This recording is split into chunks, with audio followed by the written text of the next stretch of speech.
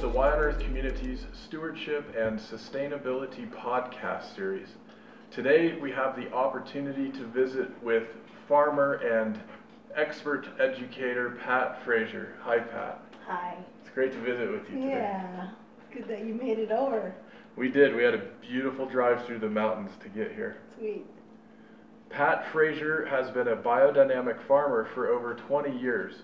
She and her family have a small biodynamic homestead, diversified farm, and family dairy in western Colorado, where all of the preparation herbs are grown and utilized in making the indigenous biodynamic preparations for her farm organism and Western Colorado Regional Biodynamic Group.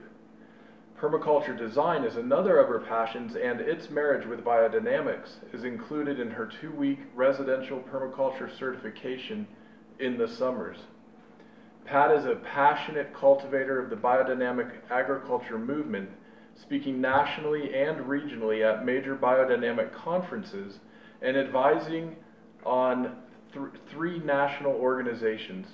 She is the president of the board of directors of Josephine Porter Institute for Applied Biodynamics, the largest nonprofit distributor of biodynamic preparations in North America. And Pat, I have been looking forward to this conversation for quite a while now, and I'm so thrilled we have the opportunity to share with our audience a direct conversation with you about biodynamics and permaculture and all of this amazing work we can be doing more of in our lives and in our homes, regardless of our particular setting. So thanks for taking the time to visit with us. You're welcome. You're welcome. So we have a lot to talk about. What do you feel like would be a nice place to start? I think today the best place to start is one of the real main principles of either permaculture or biodynamics, which is rhythm. So as you know, we just passed the 4th of July. Today is July 6th, and we had a very auspicious day on the 3rd of July, which was a day where the calendar indicated that in the cosmos there was an opposition happening. And opposition is where the moon is here, the earth is here, and on the other side is a planet. And so the moon actually emphasizes and really brings forth all of the qualities of whatever planet is over here on the other side of the earth. And on July 3rd, that happened to be Moon opposed Saturn. Now Saturn, when Rudolf Steiner spoke to us about biodynamics, at that time Saturn was the furthest planet out. And so it was the planet where all evolution began with regards to what we now know as the Earth evolution. And when it began evolving, the only quality that Saturn had was warmth. It was the quality of warmth that generated all life. In biodynamics, we have an association with certain plants on Earth with certain planets. And those associations are what create some of the herbs and the fermented preparations that we use for fertility in biodynamics.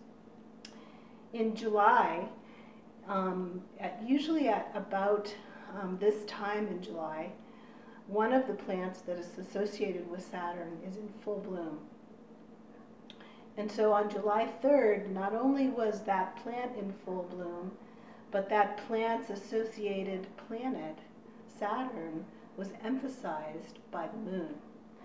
So what we did on that day was a very rhythmic exercise where we harvested just the flowers of the plant called valerian. And that particular plant and its flowers then are fermented into a very potent fertility agent for us that we can use on as small as a backyard garden to as large as 1,000-acre farms. And the quality of that particular preparation that we make is to bring about warmth. So for instance, its really practical use is for someone who may be growing fruit trees. When we have late frosts in the spring, we can use this particular preparation to prevent them from having frost. Similarly, if we want to extend our season so that we're growing earlier in the season or later in the season, we can treat our seeds with valerian, and then that valerian can assist those seeds in understanding, creating their own wisdom about how to be able to withstand a larger range of temperature. So it's a very, very practical preparation. And I love making it because it's a craft. It's like making fine wine. And there are several steps to it. And the first step is to harvest just the flowers. And then we put them in water. So this is just the valerian flower. And it's on a stem. We would probably take the stem off eventually. And we let it steep in water to get the flowers nice and juicy. After it's steeped in this water for a little while, we grind it up. We can use anything to grind it up, like a food mill or whatever. Then we press it. And when we press it, it turns into this really gorgeous brown liquid. And this brown liquid, if you had a smeller on this camera, you'd understand that it smells like a very strangely fragrant wine after it's fermented. It reminds me a little bit of some of those really beautiful, unique balsamic vinegars we can get from different places. Exactly. Yeah. It is a very resemblant of balsamic vinegar, particularly when it's fermented for a long period of time. So where I keep all of my potions, quote unquote, in my root cellar, I have various years of valerian.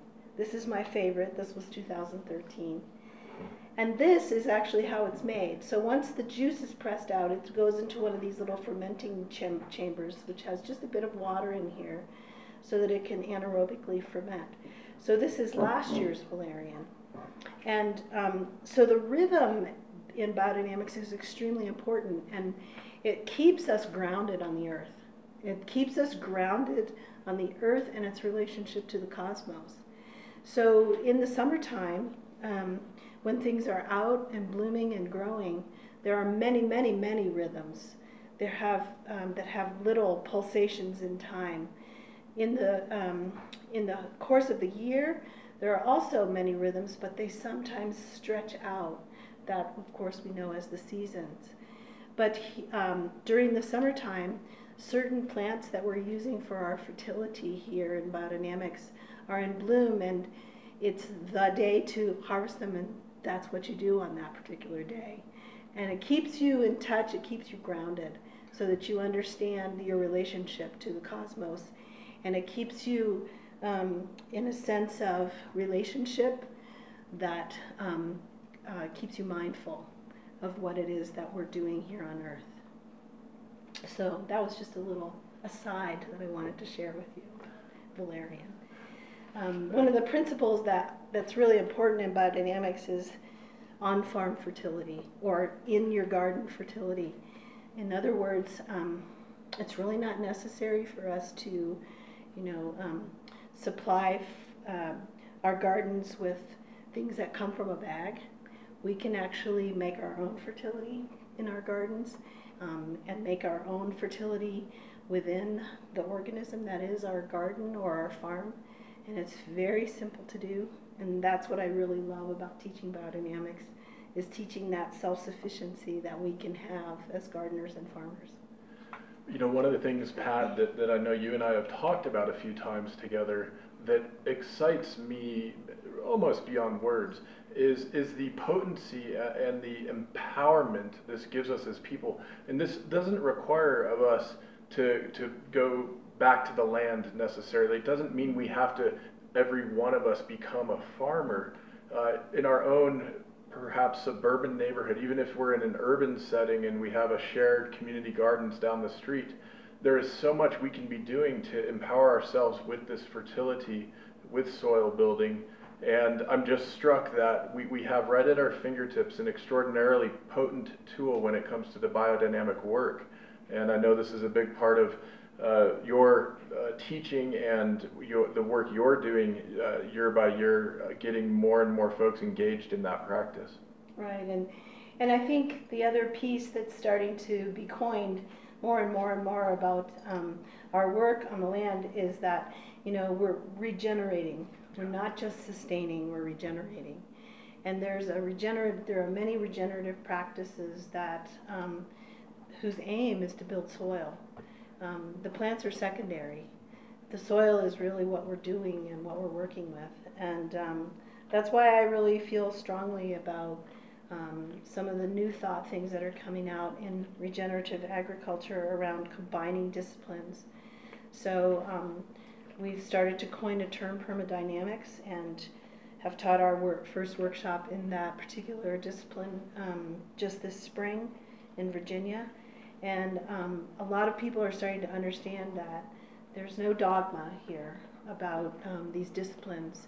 If they work and they marry together, we should be using them together. I love it. It reminds me of one of my favorite bumper stickers that says, my karma ran over my dogma. And Yeah. What maybe some of our audience is familiar with permaculture and familiar with biodynamics, but I imagine, you know, some of our audience may not be familiar with those two terms, concepts, and practices. And I'm wondering, in a nutshell, how would you describe permaculture on the one hand and biodynamics on the other? You've already given us a flavor of what biodynamics is, but in a nutshell, how would you explain those two? Well, permaculture, to me, permaculture is best described as something that man institutes on a particular piece of ground, be it a garden, be it a farm, whatever scale, such that we're mimicking nature. We're coming into a piece of ground and we're saying, what is here? What is crossing this land? Be it sun, wind, water, etc., that we can observe as human beings, and how is it that it's affecting what's going on in the soil and what's going on in the plants that are there already.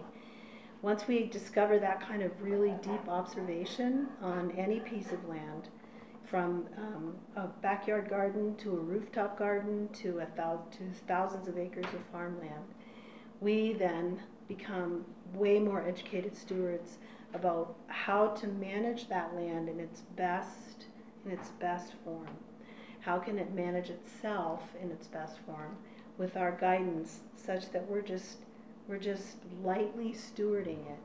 We're not imposing, we're just lightly stewarding it. There are many, many techniques, and I actually think that permaculture is best described in the flesh. So I think we'll probably go outside and start taking a few of those little demonstrations to heart. That's beautiful. And before we go outside, I'm really excited to get out there, but before we go outside, what with the practice of biodynamics, how would you describe that concisely to a person who wasn't familiar with it? So biodynamics is really taking the practice of agriculture one step forward to re-spiritualizing the earth. And what we do in having that come forth in our stewardship practices is to understand that land can be viewed as an organism, just like we can. So land can be viewed as an organism that breathes, that digests, that has a will force, that moves, that changes, that is enlivened. And we can create that in a vision for a piece of land. So a farm as an organism is one of the primary principles of biodynamics. And creating that organism is our task. To do that, we understand also a more of a viewpoint of geocentrism. So that means that if you're a plant and you're growing on Earth, you have a certain perspective growing on Earth that's different than us humans who understand that the Earth is orbiting the sun. From a plant's perspective, a plant understands the whole of its connection as it's growing on Earth with the cosmos, with all of the planets, with the stars, with the Milky Way, and with the all of the constellations that comprise our solar system. So that viewpoint is how we actually approach working with plants in biodynamics and allowing them to best express themselves. There are many, many ways that plants tell us that they're influenced by the cosmos, both in the way that they grow, in their rhythms, even in the face of their flowers. So that's another really strong tenet of biodynamics. The third one is that we utilize the plants in a certain way that expresses their archetype to make homeopathic medicines for the earth. And that is our fertility in biodynamics, along with just basic good organic practices. So these three principles really marry one another to create the environment where we bring spirit into agriculture, utilizing this organismic approach, utilizing the connection that we have with the rest of the cosmos, and understanding the archetypical energies of certain plants that we use as fertility. Anthroposophy is the underlying spiritual form of biodynamics, and anthroposophy means anthropos, which is the man, anthropos sophia, which is the wisdom. So the wisdom of man is anthroposophy, and that was coined by Rudolf Steiner back in 1924. It's not a complicated way of approaching agriculture. It's easy to learn. It makes you feel very self-sufficient and connected, grounded. Thank you so much, Pat. You know, one of the things that really strikes me, I don't think I mentioned in the introduction of you and your background that you are also a nurse practitioner, and you have a very solid Western medicine, scientific background. And more of my friends, colleagues, and mentors are helping me understand that a couple centuries ago we had this profound transition from an alchemical worldview to a chemical worldview, and perhaps something was lost along that transition. Certainly we've made many gains in many arenas to be celebrated for sure. At the same time, we've had a lot of negative consequences as well in this age of chemistry. And it strikes me that there's something going on with biodynamics that is helping us reconnect to a perhaps deeper or wiser understanding of what it means to be living on planet Earth that in many respects we've lost in modern culture. Mm-hmm. And we're seeking that connection. Yeah. So the idea that a plant living on Earth has a body and has a wise person in that body is something that is attainable by all of us. Yeah. It's easy for us to understand that when we connect with plants. And connecting with the idea that their wisdom can be accessed by us and can be promoted by us is another way of us connecting with everything that really is us. It really is us. There is really no separation there. We're all the same. And so part of that is a principle called homeopathy, which is where you take a small essence of what may be something that the plant needs for its wisdom to develop, and you give that plant that space of wisdom to take in what it needs through the compost pile, through the biodynamic preparations, to perform at its very highest, best self. Then when we eat that plant, we're performing at our very best, highest self. Mm-hmm. So it's a connected way of looking at things instead of a mechanistic way of looking at there's something wrong, let's correct it. Yeah. It's more there's something wise, let's access it. I'm making notes as rapidly as I can with all of this. Well, this is so wonderful. What do you think? Should we head outside? I think we should. Yeah. Sounds great. Okay, so just to orient you where we are here in the landscape, This is a permaculture gilded orchard that's about 16 years old. And what you'll notice here is if you pan this way and just look behind us, you'll notice that this does not look like any normal orchard. What you'll see in here is a very diverse mixture of plants that are living in kind of a tribal nature together that complement one another. So it consists of a canopy, which is all of the fruit trees back here, and there are apples, peaches, cherries, both sour and sweet, plums, and then there are also little bush berries over here, which you can see, that are Nanking cherries that are actually grown mostly for the birds. There are several medicinal herbs in here. One is Comfrey, which is a dynamic, we call this a dynamic accumulator of nutrients. And we plant it everywhere in permaculture landscapes, specifically to accumulate nutrients. Another one is this little plant, which is Alfalfa. Again, a dynamic accumulator, a nitrogen fixer, which helps to build soil beneath what we're standing on.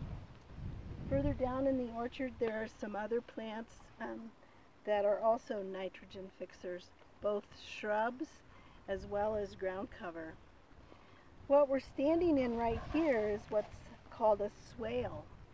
This is how we capture and store water, which is one of the principles of permaculture. Capturing and storing energy in the form of water is extremely important in this particular landscape because we only get 13 inches of rain a year. So one way of capturing water is to make just a simple ditch. Instead of a straight ditch where most people here in the western slope irrigate their fruit trees, this ditch actually follows the contour of the land, and therefore the water moves very slowly and sinks very deeply and nourishes these fruit trees and all of the things that are on the floor all at once. So this acts like a huge lens underground, capturing and storing water and nutrients for the trees. Further down in the orchard, there is a whole bank of nitrogen fixing shrubs, and the way that those release nitrogen is to just be chopped off in the springtime. Then their nodules on their roots feed into the soil and release nitrogen for the fruit trees.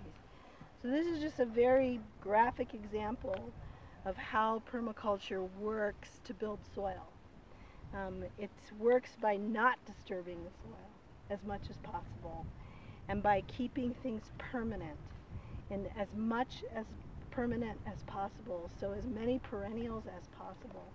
And when we move down into the cultivation beds, you'll see some permanent culture that is food that keeps coming up year after year after year. One of the things I love about a system like this, Pat, is it really makes explicit the superabundance of the conditions on Earth. For example, there is a whole lot of nitrogen in the atmosphere.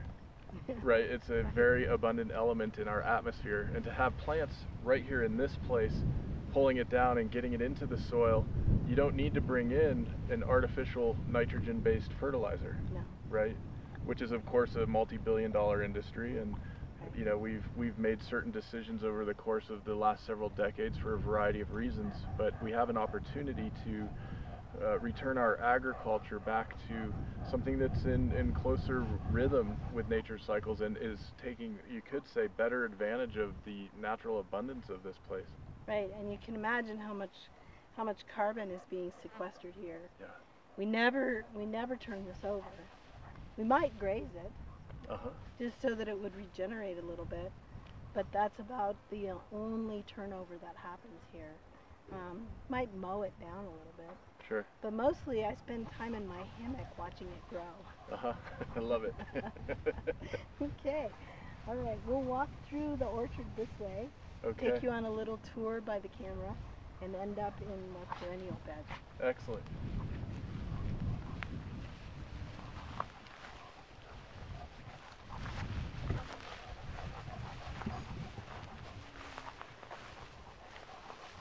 feel free to snack on the cherries. Oh, Most of them are getting pretty ripe. Please. Yeah. Give a quick shout out to my son Hunter, who's manning the camera today. Hi everybody. Hey.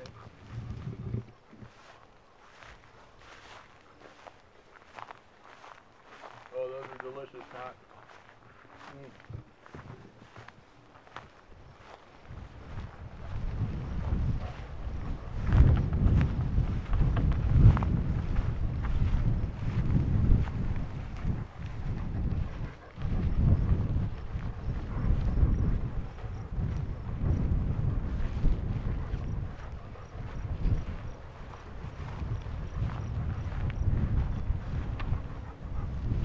So here we have an example of the diversity of a cultivation field.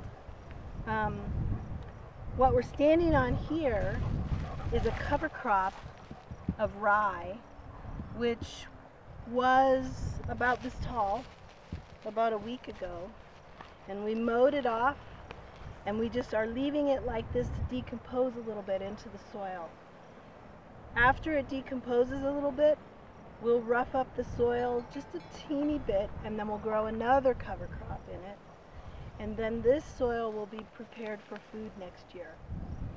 Other than that, it really doesn't get any other treatment. So instead of having us planted fence post to fence post, we strategically improve certain strips of soil in this field so that they're primed for food production, and we get the very best food production we can. We also have a really diverse strip in here of different perennials that provide several different things. Number one, they provide medicinal herbs.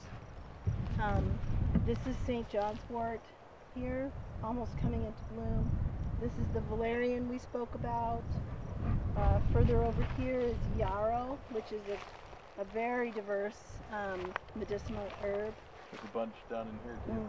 And they're all growing together. And you'll notice that there aren't any spaces on the soil. We want to keep the soil covered like a blanket, you know, to keep it protected.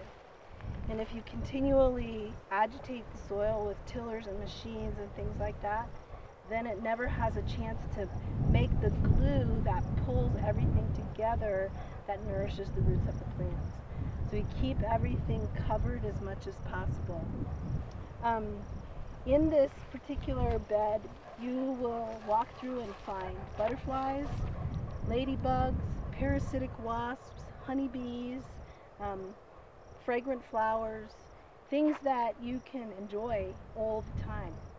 The other thing that's growing in here that's a little known benefit is this is a perennial nitrogen fixing legume called sandfoin. It's an amazing forage for animals because it doesn't cause bloat. And it's also a very valuable seed crop. So in this particular bed, I have 2 of the 8 biodynamic herbs that I need to make fertility. I have a seed crop that provides me with an income. I have other medicinal herbs that provide me with medicine. There are fruit trees growing in amongst all of these that provide me fruit. In the ground cover further up this bed, we have strawberries and rhubarb. So most everything that's growing here is either edible, has a medicinal value, or has a nutritional value for animals and the soil and us. Absolutely beautiful. Yeah. And so even though, you know, it looks very wild, we want it to look wild. This is nature. This is nature reconstructed in a permaculture-esque manner so that we want it to stay wild like this. We don't want it to be disturbed all the time. Now come with me.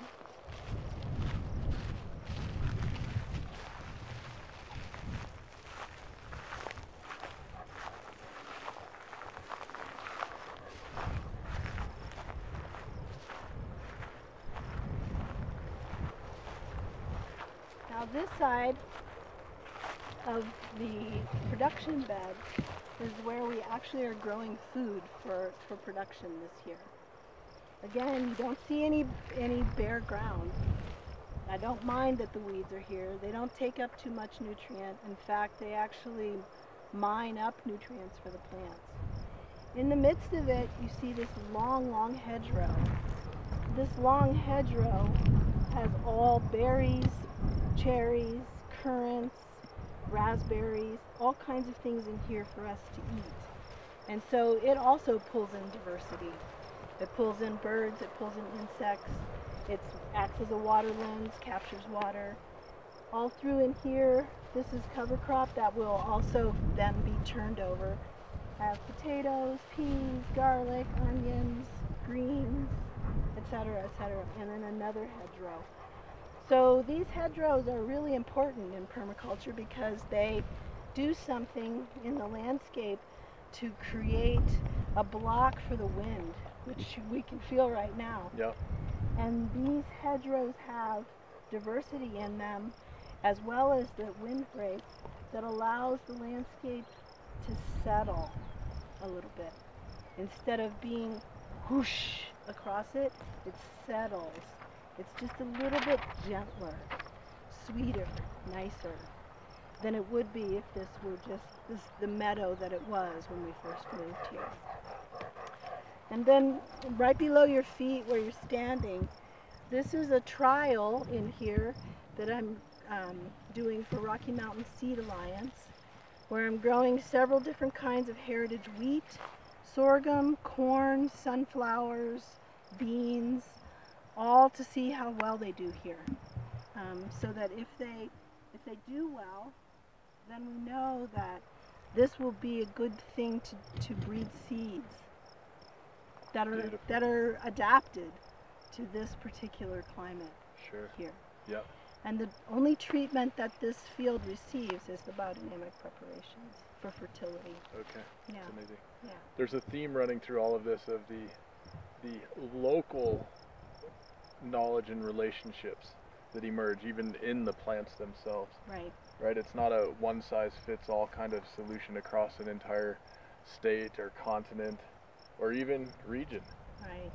So we're really trying to breed seeds here in this climate, for this climate, that are adapted, that understand what it's like to grow at 6,800 feet and 13 inches of rain. Yeah. Not that know what it's like to grow in Oregon with no sunshine, acid soils, all those kinds of things. Right. This is specific to us. This is indigenous wisdom in the plants. Yeah. The same thing happens out here in this pasture behind us. This pasture has an indigenous wisdom that feeds the animals, at this point only one, who reside here. And the wisdom that comes through the manure with this animal that resides here, my dairy cow, that wisdom in that manure is what makes the fertility on this farm. So what she eats, the plants that she eats, create a much better, much more well-adapted manure for this farm, only for this farm. Yeah. Yeah. Beautiful. And so that's kind of that's the permaculture in action that I love to talk about. Yeah. Because when we first moved here, this whole entire landscape that you're panning around seeing looked just like that pasture. Uh-huh. This is all 16 years old. Yep. Beautiful. On 13 inches of rain. Absolutely beautiful. So Yeah. that's what we can do with regenerative agriculture practices. And we can do that fairly simply. And there has been no importation of fertility here except what's here on this farm for many, many years now. Probably a decade. Absolutely remarkable. So Pat, I'd love to ask you, thinking again about our friends and our audience who are perhaps living in a suburban setting or an urban setting, what can we encourage our millions upon millions of urban dwelling friends to do to help this restoration and regeneration process? I think the main thing that is important around urban landscapes is to take one small corner of that urban landscape and let it be wild. Let it be wild. Don't do anything to it. Yeah. Don't make it be lawn, don't make it be bushes, don't make it be weed mat and mulch. Just let it do what it's going to do. And here on this farm, the majority of what we have here is wild. Yeah. And so it's fairly easy to import that concept in. But in urban landscapes, it's very manicured and managed. Yeah. And that's okay for what it is, but there's always got to be at least a little corner of any landscape that can be left wild. Mm. Let the weeds grow. Let the shrubby, weedy trees grow in there and the bushes, and see what happens. And that place is where all of the magic happens. Ah, beautiful. That place is where all of the elemental beings, which are behind all this work that we're doing in the spiritual world, coalesce and make themselves known. Yeah. Absolutely beautiful. I think that's the main thing that people can do in urban landscapes, is just to let a little bit of it be wild, and really cultivate that. Really say that's as special as this vegetable garden that I'm growing. Yeah. Easily. One of the things I gather from my exposure to biodynamics and even permaculture over the years is that it ultimately is giving us humans a beautiful invitation and a big wide door to walk through for our own spiritual nourishment. And it just brings me great joy thinking that more and more of us will be able to experience this directly as we transform our culture in the coming years. Yeah. And we have the opportunity, and we have the gift as the stewards to be able to create these spaces and maintain these spaces and say that this is what's valuable. This is what's valuable. Yeah. Okay. I'm reminded of this quote that President Franklin Roosevelt said almost 100 years ago, not quite, and he said, "A nation that destroys its soil destroys itself." And it strikes me there's probably a corollary to that statement, and it's a nation that heals its soil heals itself. And I think we are experiencing this as we see more and more friends and students and who become teachers help to proliferate this understanding, this humble wisdom into communities all over. It's quite something. Yeah. And of course, Pat, you've taught so many folks. It's just remarkable to think about the ecological impact you're having through those networks of teachers now and folks who are stewards in places all over. Yeah, this place is my it's my respite, it's my food, it's my soul, it feeds me like no other, and I give back to it. It's a reciprocal relationship that I'm having here that is such an incredible gift.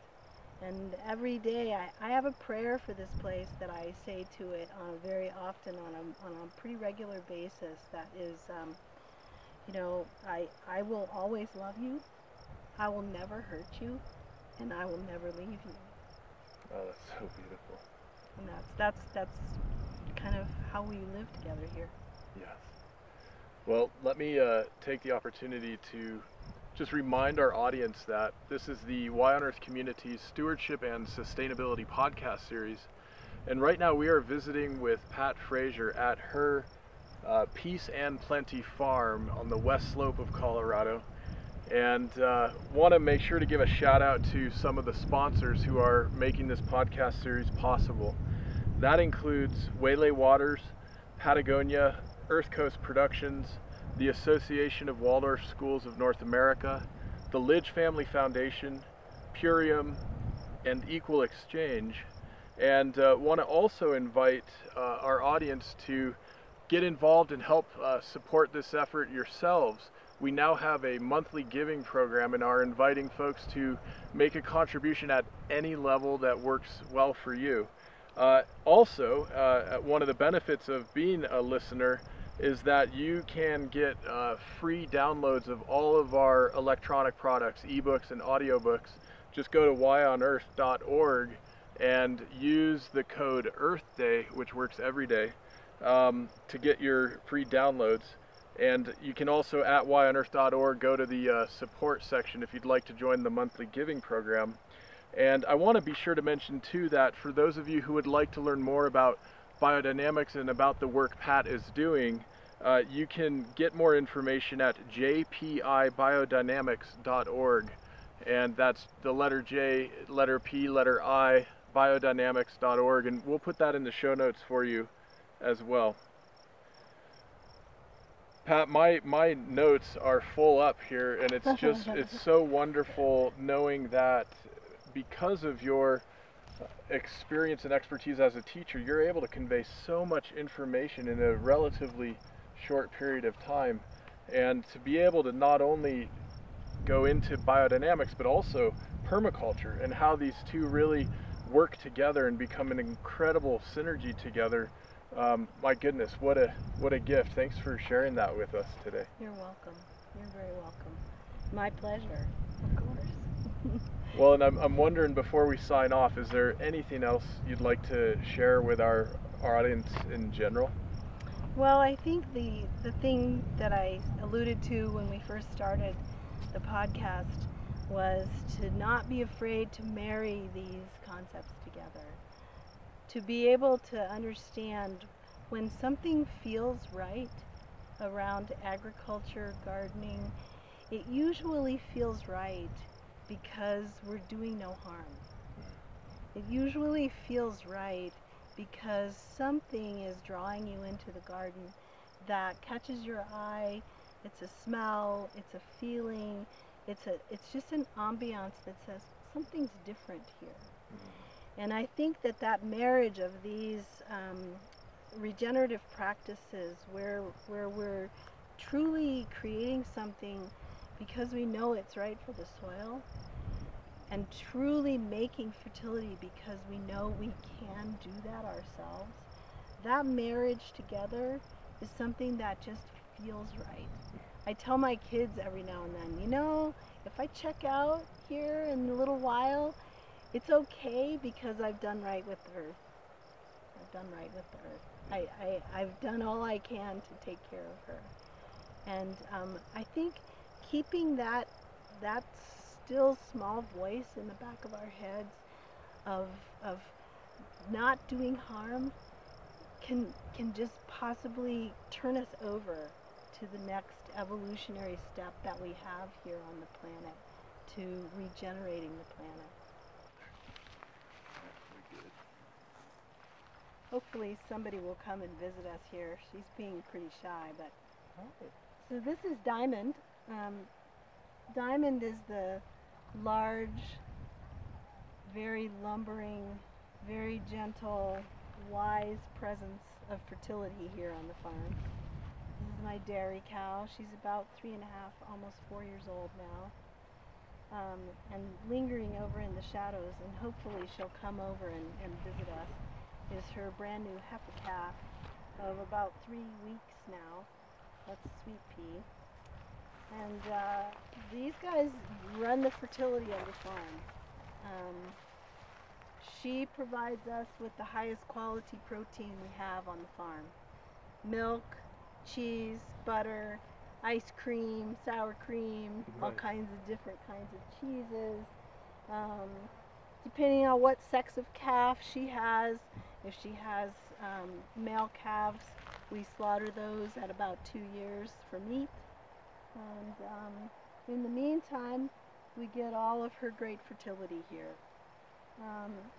One of the real important aspects of biodynamics and permaculture is making sure that the fertility on the farm matches the scale of the farm.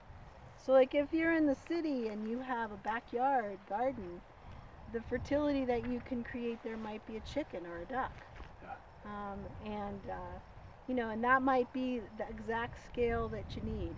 Here on this farm, we have 6 acres of pasture that really does pretty much do about the right scale of supply and demand for one cow. We could potentially have 2, as many as 3, but not much more than that.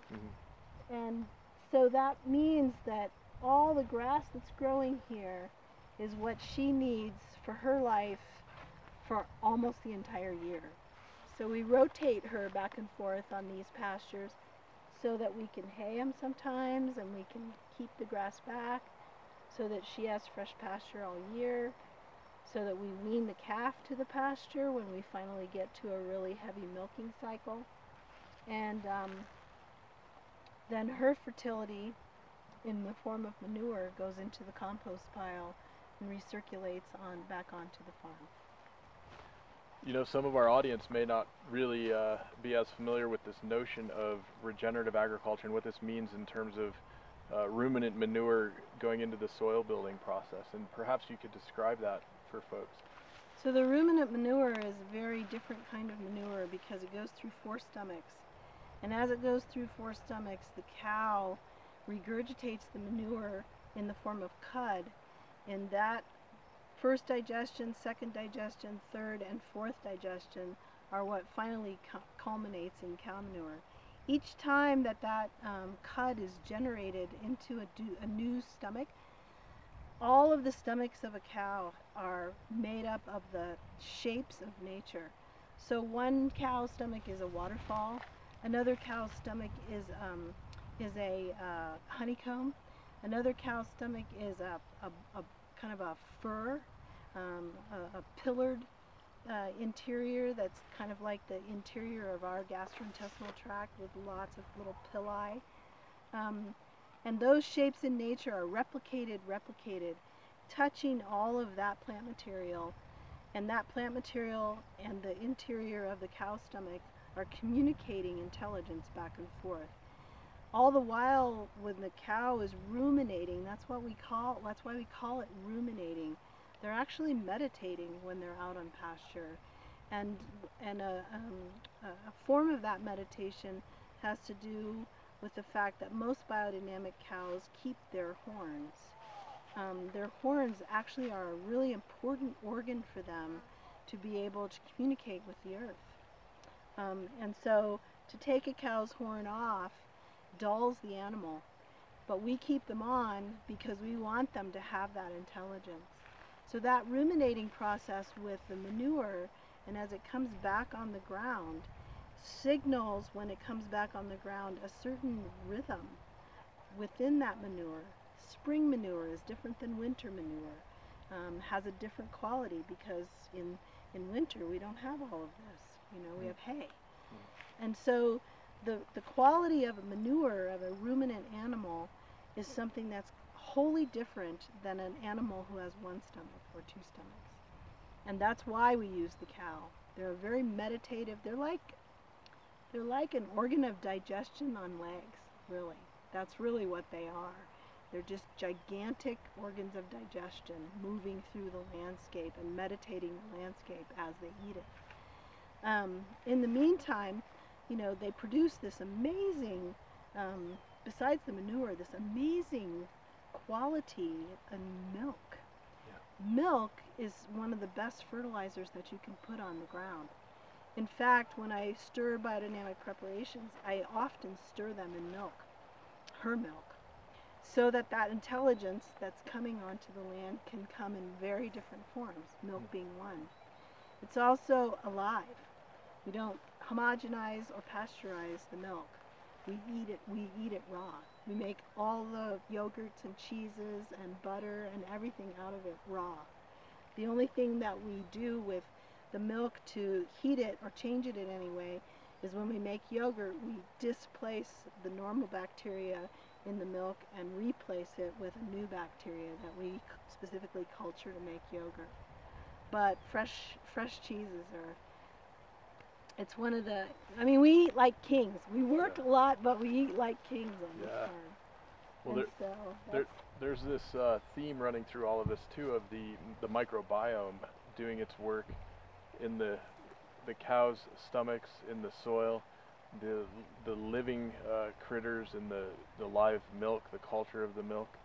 And it gives a whole deeper meaning to this notion of a land of milk and honey, doesn't it? Yeah. There's actually a milk and honey biodynamic spray too that we use. So, yeah, and it all flows together. You know, not too long ago there was an article, it's about a decade now, as while I was still a nurse, about the hygiene principle being something that was starting to be examined as maybe not so great for our kids. Maybe it's not so great for everything to be so cleansed up with bleach and detergent and sterilized. Maybe it would be such a great idea for them to just kind of eat a little dirt on a farm every now and then, to create the conditions of diversity inside of our gut biomes, and that perhaps that would help their immune systems to get educated. That was published 10 years ago, and now it's clearly been documented over and over and over again, the dangers of sterilizing our guts from antibiotic use in animals that we're eating. So here that just doesn't apply at all, not at all. Beautiful. Sweet Pea's got a little slice of heaven here. Yeah, she does.